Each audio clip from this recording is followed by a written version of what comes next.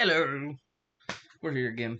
Um, Before I get started and tell you about everything that I want to do this week, um, because I've been neglecting this, and I apologize. It's all I can say is I'm struggling, on the mental side, and that just kind of is what it is, and all I can do is apologize for that. But hopefully, we'll get things under control. We'll get things going, and things will be okay. There was some flooding that happened in Texas. They have things going on a lot worse than me.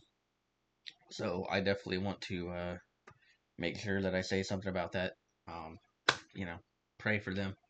I know a lot of people have lost their lives. A lot of children have lost their lives. Luckily, some children have been saved, and that's the best blessing we could have. But cherish your loved ones. That's the most important part of this. And yeah, I just want to tell you all thank you if you do spend the time to watch these videos. But I got to get myself locked in, and I apologize for that. At the same time, pray for those people in Texas. I'm not a big prayer person myself, but when somebody needs it, it's the time to shut up and just do it. You know what I mean? And hopefully everything works out for them. That's all I can say, because I couldn't imagine what it'd be like to lose your loved ones like that. It's a crazy sight, and I'm deeply sorry for all the people dealing with that. Men's Mental Health Month has passed, but at the same time, I hope you all still check on your people. We're all in this together, you know. Life sucks, and I just hope that everybody gets the hope and cherishment that they deserve. Um, you know, Listening to my crappy voice, I know sucks, but I try. I try. I really do try for you guys, and I definitely hope you guys end up liking me. I appreciate it for even bothering to stop by. So thank you guys again. Now let's get on. NBA already had those things going on where we saw a couple trades happen. We saw the 7-team trade that included Kevin Durant. Yes, I'm going to look at my phone real quick because if there's anything huge, I want to make sure I tell you about it. Um, Hopefully, I can go faster. That'd be great. Uh, Other than the Pirates saying they have no intention of trading Paul Skeens, yeah, I believe that. I actually believe that. And some other doping things are happening. Fringe. Yeah, nothing really crazy. I don't believe has happened. I know Kevin Love got traded today. That's a pretty big one. College football. I believe the Oklahoma athletic director maybe decided he was going to announce his retirement. I could be wrong on that, but yeah, crazy stuff. Some stuff is still happening. While we're kind of in that dead zone of the NFL season. I am going to get myself working on those videos that I have been talking about. I am officially locking myself in here and dealing with it. I gotta find good lighting for you guys because sitting on my bed sucks. And in here, I always have a little bit of a glare, so I gotta figure that out. But, quick, let's talk about this list. They have the NFL top 100 players. That is what they're doing now. This year, it looks like they're only doing it on the site. I was told that they're not doing it on NFL Network, which they could be. I just have not been looking. But either way, let's go ahead and go through who they got. Number one, they got Ladd McConkey at number 100. I don't hate this at all. I thought Ladd McConkey had a really good season last year.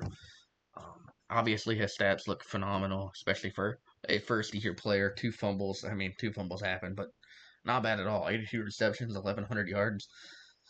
If Herbert could get production like that from every receiver, I don't think we'd be talking about this whole playoff thing. But either way, he gets a lot of hype, right? So he's getting a lot of the hatred. But enough about Herbert. Ladd McConkey is a very good football player, and I think that they got somebody incredible in this player. I was kind of shocked at how good he was, and he has just turned out to be right. He's turned out to be better than I thought he was, and yeah, no, he's been absolutely sensational. So shout out to Ladd McConkey. I believe he deserves to be here. I would say top 100. I'd say top 100 is fair. Leonard Williams. This might be a little high, Leonard Williams, but oh well, you see down here he's got 50 total pressures, so obviously the stats just aren't jumping off the board. And if he's just a straight up D tackle, then honestly these stats are incredible, aren't they? Yeah, I'm sorry. I need to shut up. Leonard Williams is a really good football player, and I knew he was a very good football player. I didn't know that he had that good of a game or that good of a season last year, but I guess when you have a coach like Mike McDonald, you should probably be expecting to get some good defensive stops, and Leonard Williams has definitely done just that. 16 games, 64 tackles, 16 tackles for loss. That's a pretty good stat line. 11 sacks, 1 interception, 1 TD. Pretty nice.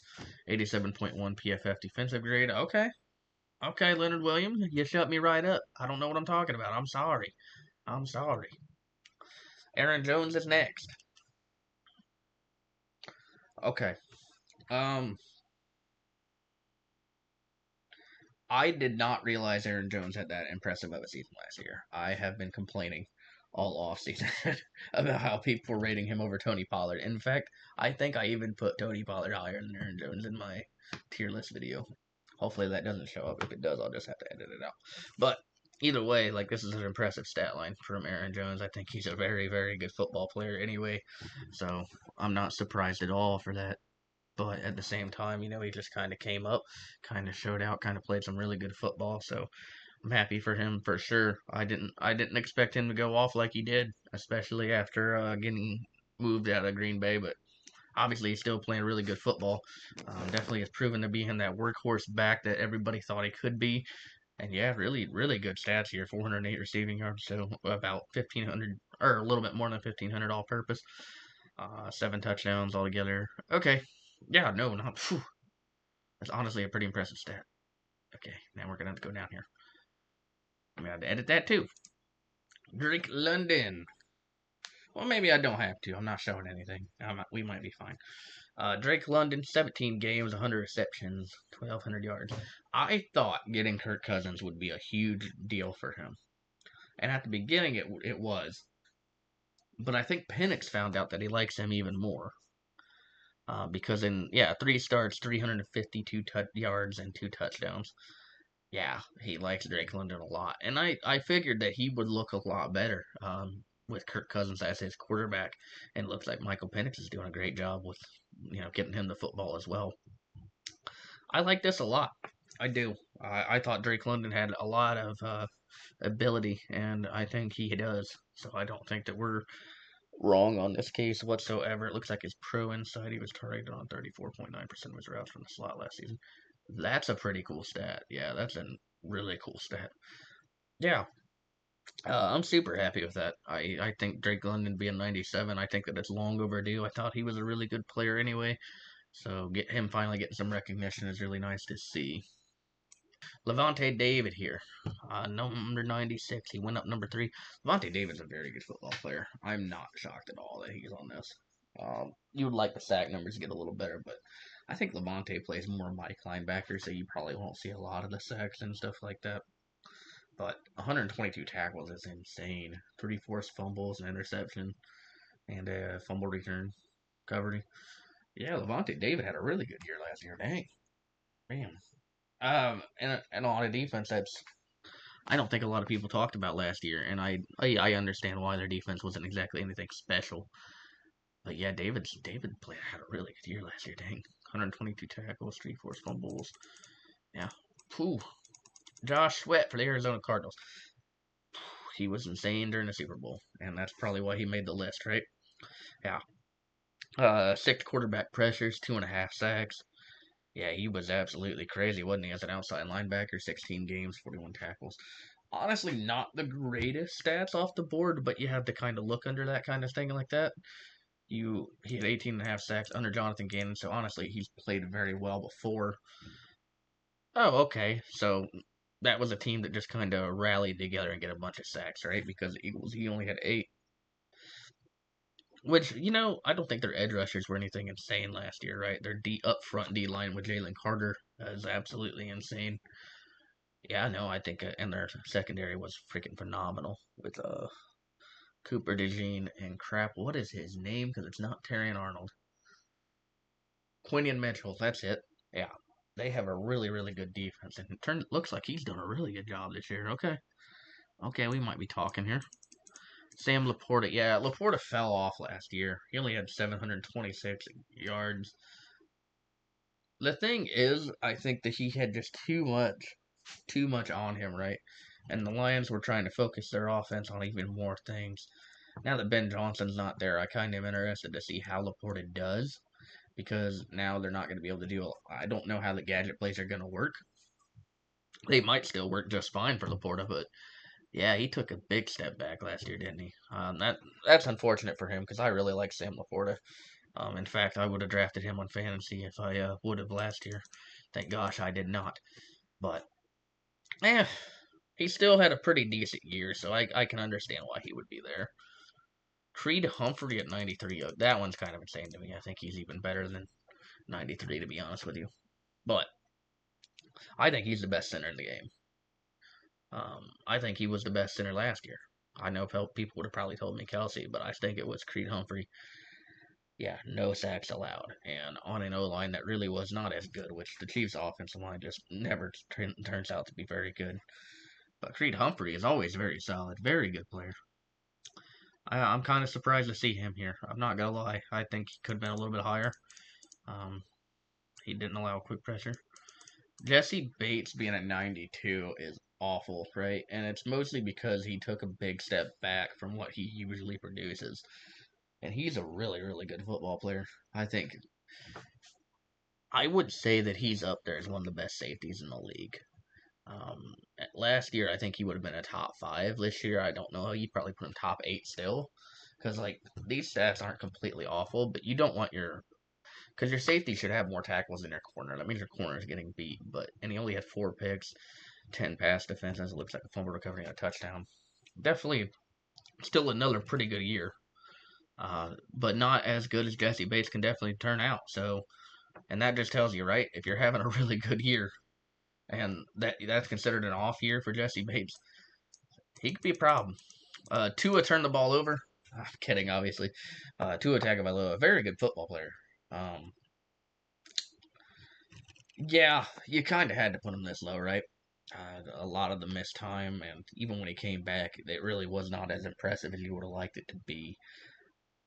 I think Tagovailoa is a very good quarterback. I think last year I would have put him in the top 10, and now I think he's kind of itching on the outside of that now. But and it's kind of like the same with Devon Achane for me last year. I didn't have a lot of faith, right? But now this year, if he's healthy, we're gonna see how good Tua is. Now, of course, the moves that they're making on the outside with trading Johnny Smith and getting Darren Waller looks kind of questionable right now. So maybe that isn't going to be a thing, but I think that things are going to be okay. As long as Tua is healthy, we're going to see what he can do, and Tua can definitely light the scoreboard up if he's healthy. Okay, all right, we're back. This time, Zach Allen. That is crazy for a D lineman, isn't it? Okay, no, never mind, understandable. Yeah, really good year. 40 quarterback hits, 8.5 sacks, 15 tackles for loss. That is insane. Wow. Okay, I did not know you had it like that, Zach Allen. But congratulations, my man. Really good, really, really good year for you. Yeah, no, he definitely believes it. He definitely deserves to be here. That's a pretty insane season. So shout out to Zach Allen. That makes me worried about Denver because they have Patrick Surtain. They drafted Jahdae Barron as his name. That defense could be insane. They lost Cody Barton, though. Most important part, obviously. We hope in Tennessee, but yeah. Either way, yeah, no, really, really good. Let James cook. Okay, my man is asking for $20 million, and this man had worse stats than. Oh well, he had a lot more touchdowns than him, didn't he? Yeah, about 1,200 off-purpose yards.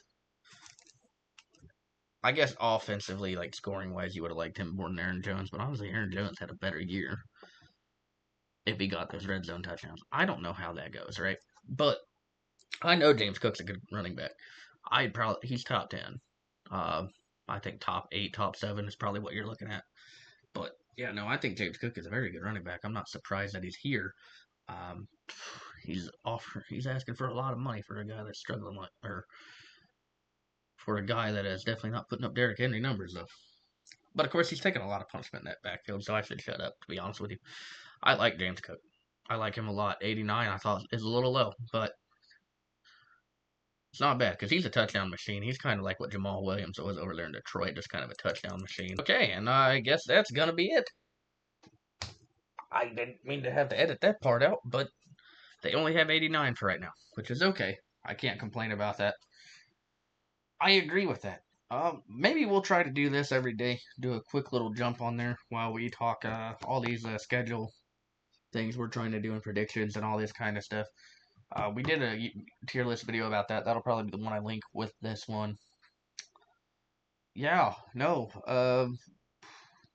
There's some stuff to talk about here. That's the good sign, right? But moving forward, not too bad, not too bad. Yeah.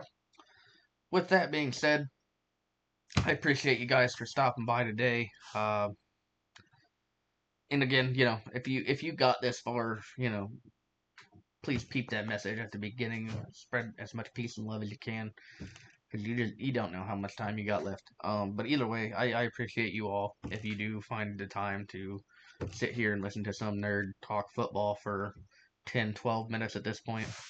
I appreciate you, and I hope you have a wonderful rest of your day. I'll see you on the next one. You have a great day.